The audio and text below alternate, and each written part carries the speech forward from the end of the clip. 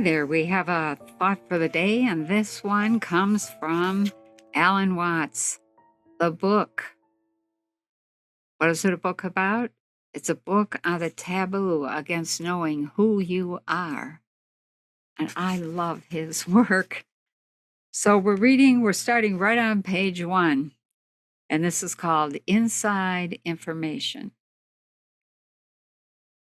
Just what should a young man or woman know in order to be in the know?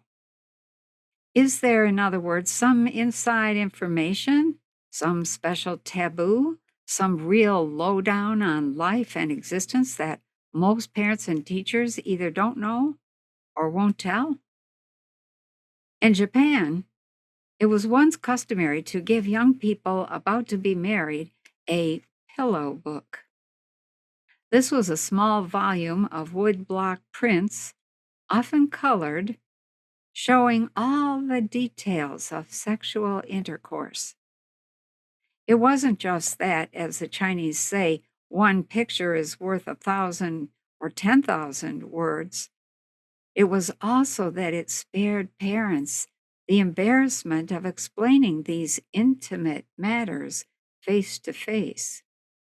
But today, in the West, you can get such information at any newsstand. Sex is no longer a serious taboo.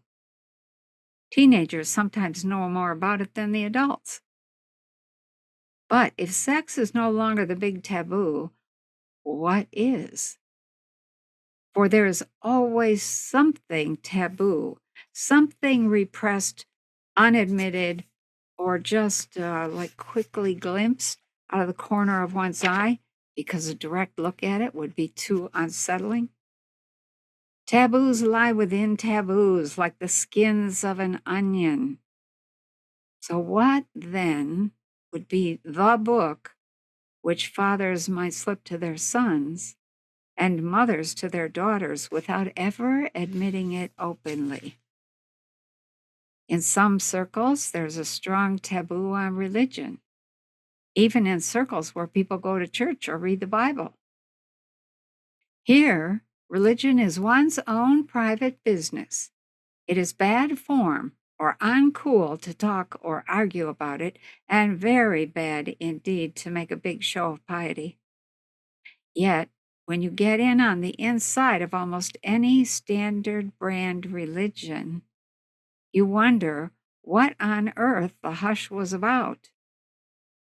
Surely the book I have in mind would not be the Bible, the good book, that fascinating anthology of ancient wisdom, history, and fable, which has for so long been treated like a sacred cow that it might as well be locked up for a century or two, so that men could hear it again with clean ears. There are indeed secrets in the Bible, and some very subversive ones, but they are all so muffled up in complications, archaic symbols, and ways of thinking that Christianity has become incredibly difficult to explain to a modern person. That is, unless you are content to water it down to just being good and trying to imitate Jesus. But no one ever explains just how to do that. To do it, you must have a particular power from God, known as grace. But all that we really know about grace is that some get it and some don't. The standard brand religions, whether Jewish, Christian, Mohammedan, Hindu, or Buddhist, are, as now practiced, like exhausted mines. M-I-N-E-S. Very hard to dig in. With some exceptions not too easily found, their ideas about man and the world, their imagery, their rights, and their notions of the good life just don't seem to fit in with the universe as we know it now, or with a human world that is changing so rapidly that much of what learns in school is already obsolete on graduation day.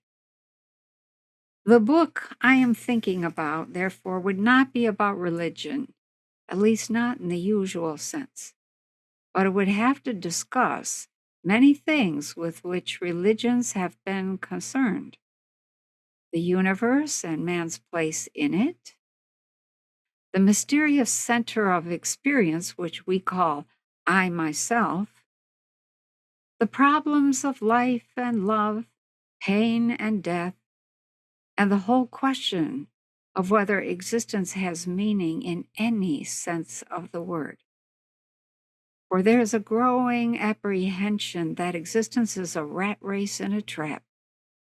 Living organisms, including people, are merely tubes which put things in at one end and let them out at the other, which keeps them both doing it and in the long run wears them out.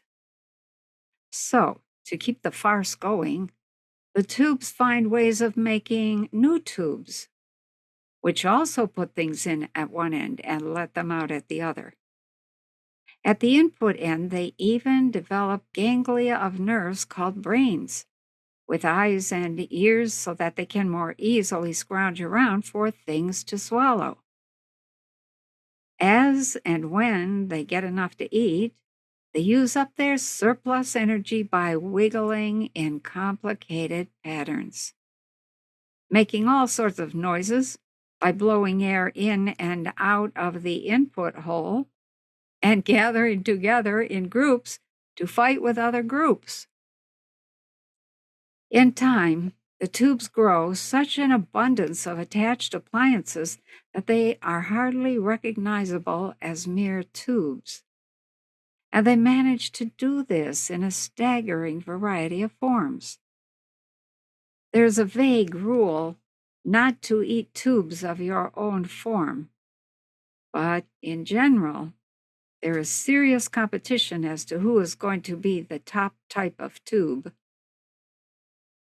All this seems marvelously futile, and yet, when you begin to think about it, it begins to be more marvelous than futile. So as you go through your day, think about yourself. Think about your place in the world. Are you enjoying life? Or are you just a tube, putting things in one end and letting them out at the other? Make your life something interesting to you. Give yourself permission to enjoy at least 5 minutes every day, all to yourself. Be more than a tube, and have a great day.